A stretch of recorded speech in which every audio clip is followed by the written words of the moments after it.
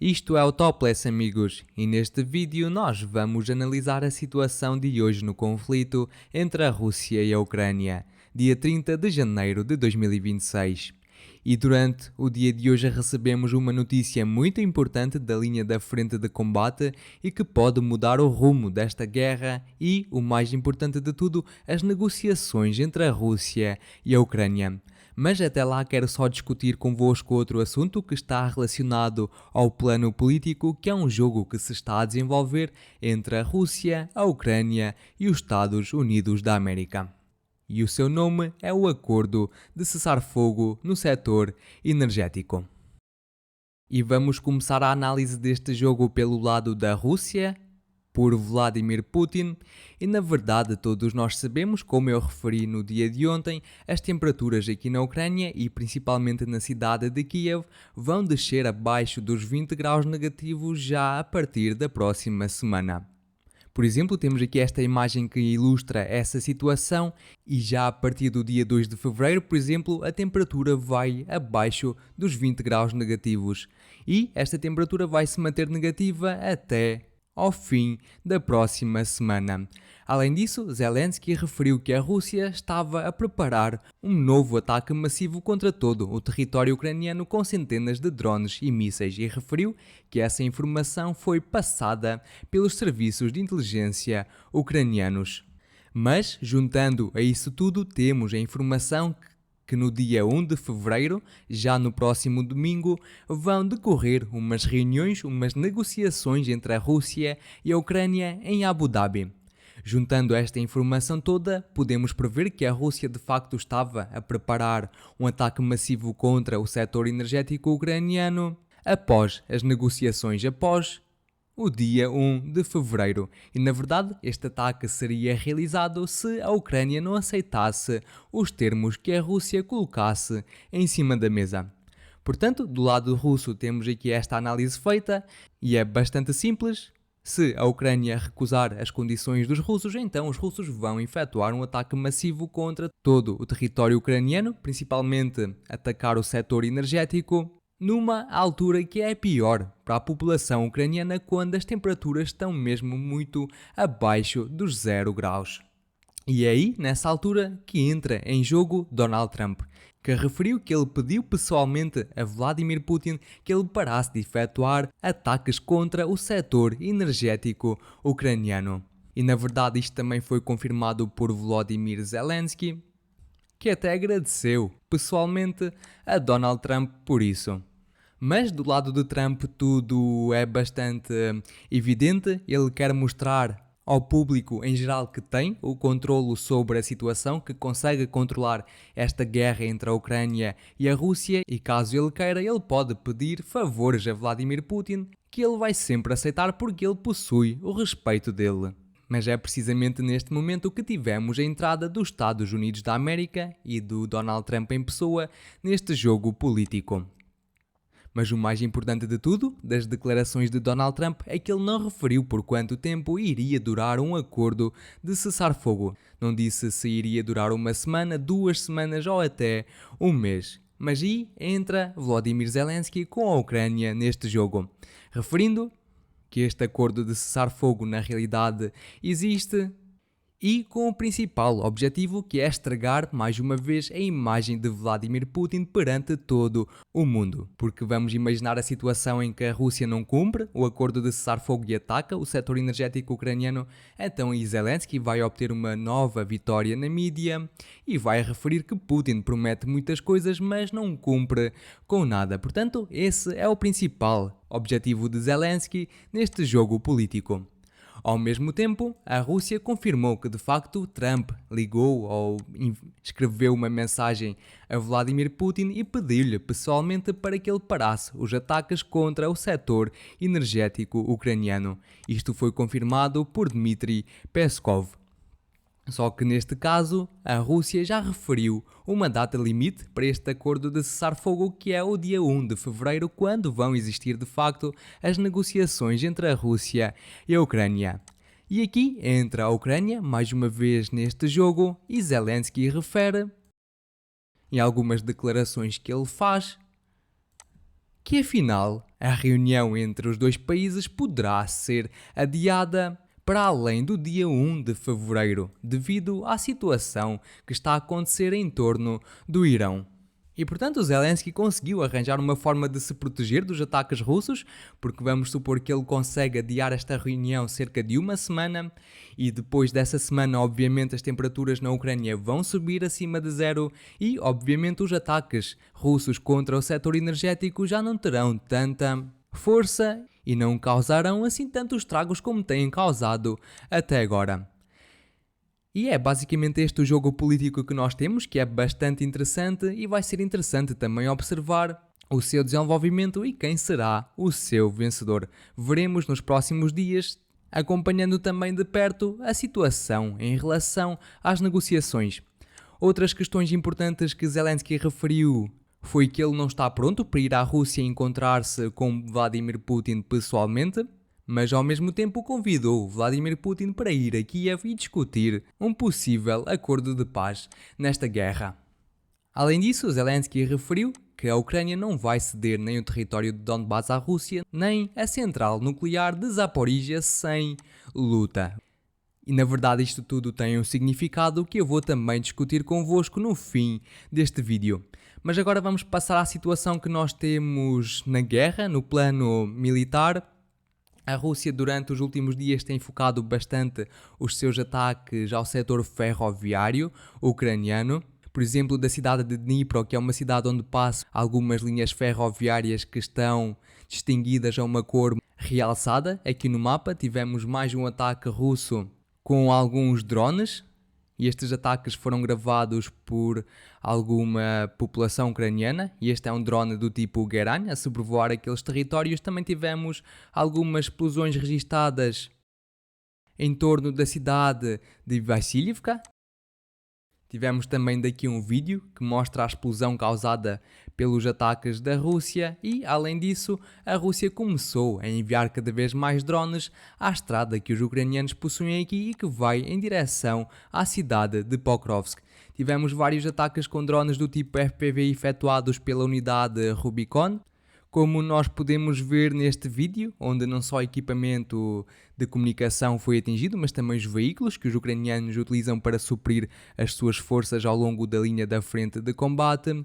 Mas a verdade é que as fontes pró-ucranianas ligadas ao exército ucraniano referiram que esta precisa estrada, já não pode ser utilizada pelos ucranianos da mesma forma que antes, por causa da quantidade de drones que está a sobrevoá-la.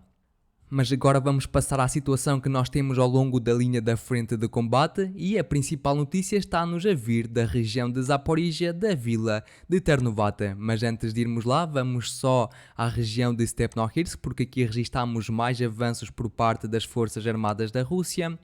Tivemos o relato por parte do Ministério Russo da Defesa que a vila de Richnya caiu totalmente nas mãos dos russos e que a mesma foi conquistada pelo seu exército e por isso o mapa foi ajustado, mas na verdade para já não temos nenhuma prova visual que mostre que os russos de facto conseguiram essa conquista e por isso vamos aguardar, mas ao mesmo tempo tivemos um vídeo publicado pelas fontes ucranianas a mostrar ataques que o seu exército efetuou contra as posições russas e, por exemplo, este ataque em todas aquelas casas localizou-se exatamente naquele ponto do mapa. E por isso temos a certeza que todos os territórios a sul desta linha são controlados pelas Forças Armadas da Rússia. Em relação à vila de Richnya, vamos ficar a aguardar mais novidades. Os russos nas últimas horas também efetuaram ataques à logística ucraniana, às posições ucranianas em toda esta região. Temos aqui alguns vídeos de ataques com drones do tipo FPV. Mas agora sim, vamos à vila de Ternovata, que é a principal notícia. Os russos publicaram um vídeo no qual estavam a mostrar como o seu exército estava a desenvolver os combates para o seu controlo. Temos aqui bastantes ataques com artilharia, drones do tipo FPV, bombas do tipo FAB. O vídeo tem alguma violência e por isso não posso mostrar os episódios todos, mas a parte mais importante do vídeo está aqui no fim, onde os russos mostram como alguns dos seus soldados estão a erguer as bandeiras da Rússia. Foram alguns pontos onde estes episódios aconteceram e vocês podem ver todos esses pontos aqui no mapa onde existe o símbolo da bandeira. E portanto aqui temos a confirmação visual que os russos conseguiram conquistar esta vila totalmente. E o que é que isto significa?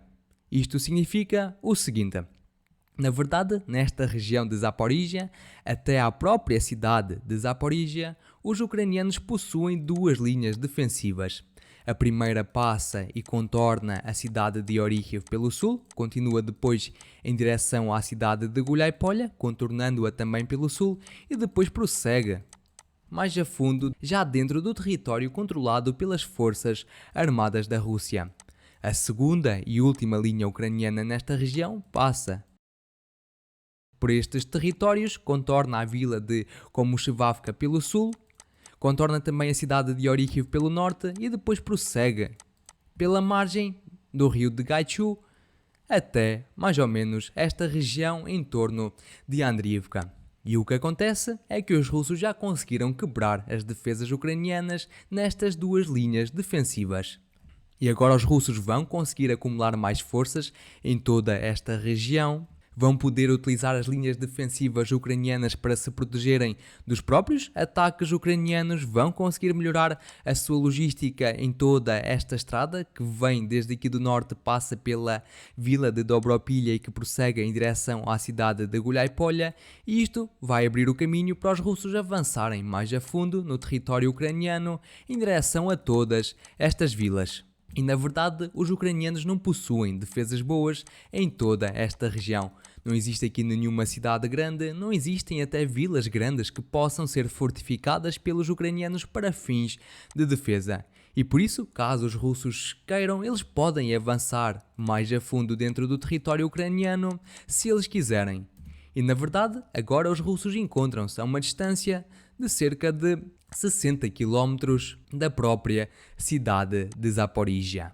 E os russos poderão avançar com uma velocidade extremamente rápida em toda esta direção. E é por causa disso que isto agora vai mudar as negociações entre a Rússia e a Ucrânia e pode mudar a guerra. Já discuti a situação em torno da cidade de Zaporizhia várias vezes.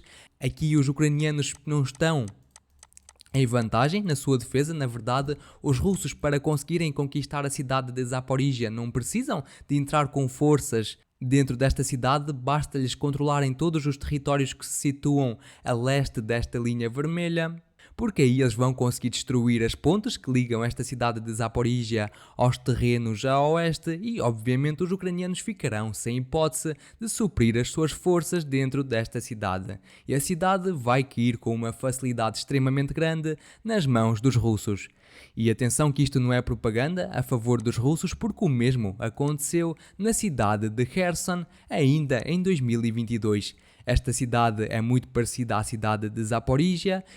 Quando os russos tinham o seu controlo, estavam na mesma situação que os ucranianos em Zaporizhia e, obviamente, os ataques por parte dos ucranianos e a reconquista dos ucranianos desta cidade foi extremamente fácil. Os russos foram obrigados a recuar para a margem a sul do rio. O mesmo vai acontecer com os ucranianos em torno da cidade de Zaporizhia e é de notar que esta cidade é uma das maiores cidades ucranianas. Ao longo destes todos anos de guerra, a Rússia ainda não conquistou uma cidade tão grande como a cidade de Zaporizhia. E é por causa disso que agora a guerra vai mudar. Os russos agora vão possuir cartas mais fortes na mesa de negociações. Vamos agora continuar em direção à região de Konstantinivka, onde os russos prosseguem com as suas ofensivas. Os combates agora estão a decorrer pelas regiões mais ao sul. Na verdade, tivemos uma confirmação ou um relato oficial por parte do Ministério Russo da Defesa de que a vila de Bereztok foi totalmente conquistada pelo seu exército. Para já não temos confirmação visual disso, apesar de que ainda durante o dia de ontem várias fontes neutras referiram essa informação, mas a verdade é que os russos também passaram o seu foco de ataques para a região mais ao norte desta cidade e um dos vídeos mais importantes é a destruição de uma ponte utilizando um drone do tipo FPV. Mas estamos a ver que os ucranianos já tinham implementado alguns explosivos nesta ponte em caso de avanços rápidos por parte dos russos, mas os russos foram mais rápidos que os ucranianos e destruíram esta ponte. Obviamente a logística ucraniana vai ficar afetada, mas não vai ser totalmente destruída com este ataque russo, mas os veículos que trazem reforços ucranianos para a linha da frente de combate também estão a ser atacados pelos drones da Rússia. E eu acredito que neste momento nenhum veículo ucraniano consegue passar desta linha vermelha. E por isso poderemos ver uma intensificação dos combates em toda esta região nos próximos dias. Vamos agora continuar em direção ao norte. Da região de Siversk e de Liman não tivemos nada de especial nas últimas 24 horas, apenas ataques regulares, tanto por parte dos russos como por parte dos ucranianos. Em relação a Kupiansk também não tivemos nada de especial, aqui a situação permanece como nos outros dias todos. Os ucranianos referem uma informação, os russos referem uma informação completamente diferente e a situação só vai ficar clara nos próximos dias, daqui a 1 ou 2 semanas, e por isso eu peço-vos que fiquem a aguardar até termos notícias fidedignas e que eu possa dizer-vos a verdade. Vamos continuar? E da região de Kharkiv não tivemos nada de novo, mas ao mesmo tempo sabemos que os russos continuaram a sua ofensiva em torno da vila de Khrabovsk. E isto foi confirmado pela fonte pró-ucraniana Deep State, que não só ajustou mais territórios a favor das forças russas, mas também indicou uma expansão da zona cinzenta em toda esta floresta. Isto significa que combates fortes estão a decorrer pelo seu controlo, ou então que os russos já possuem o seu controlo total. E por isso, o próximo alvo dos russos deverá ser a vila de Ryaznya.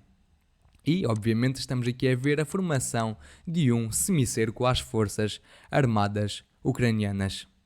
E toda esta região é muito importante para os russos. Nós estamos a ver que os ucranianos possuem uma linha ferroviária que liga as cidades de Kharkiv e de Sumy. E por isso os ucranianos possuem uma boa logística em toda esta região e, obviamente, um dos principais objetivos dos russos é cortar esta via com drones do tipo FPV. E é por isso que nos últimos dias também temos recebido relatos por parte de algumas fontes a referir que o exército russo fez mais algumas incursões em torno desta região. Contudo, para já dali não tivemos nada que nos confirmasse essa situação. Os russos prosseguem a atacar também as posições e os equipamentos militares ucranianos com drones do tipo Geran. Temos aqui mais um ataque russo efetuado na região de Sumy e os russos aqui referem que foi destruído um ponto de controlo de drones ucranianos. Além disso, tivemos um ataque russo com um míssil balístico do tipo Iskander em Kharkiv, mais precisamente a umas instalações da fábrica da Philip Morris. E na verdade esta fábrica já foi desativada em 2022 e desde aí não foi utilizada pela empresa e por isso, muito provavelmente, os ucranianos estavam a utilizar estas instalações para fins militares. E a verdade é que Zelensky referiu nas suas declarações que os russos atingiram instalações de uma empresa norte-americana, como é visível nesta declaração. E agora voltando à declaração que eu referi no início, que Zelensky diz que a Ucrânia não vai ceder Donbass nem a central nuclear de Zaporizhia aos russos sem luta, e na verdade já temos a confirmação por parte de algumas fontes russas ligadas ao exército russo que os ucranianos iniciaram uma concentração de forças, algures em torno da região de Kharkiv, para efetuar uma nova contraofensiva e incursão dentro do território russo. Para já não sabemos se esta concentração está mais a oeste ou mais a leste, mas muito provavelmente era disso que Zelensky estava a falar. E, além disso, no início deste ano tivemos a confirmação por parte do comandante-em-chefe das Forças Armadas Ucranianas, General Syrskyi, que referiu que a Ucrânia estava a preparar-se para efetuar algumas ofensivas nestes próximos tempos e talvez isto seja uma dessas ofensivas. Portanto, estamos a ver que os ucranianos não estão a conseguir defender e vão agora apostar em ofensivas. Os russos têm avanços em Donbass, têm avanços em Zaporizhia e agora os ucranianos querem ter avanços também do seu lado para tentar ter mais cartas em cima da mesa das negociações com a Rússia.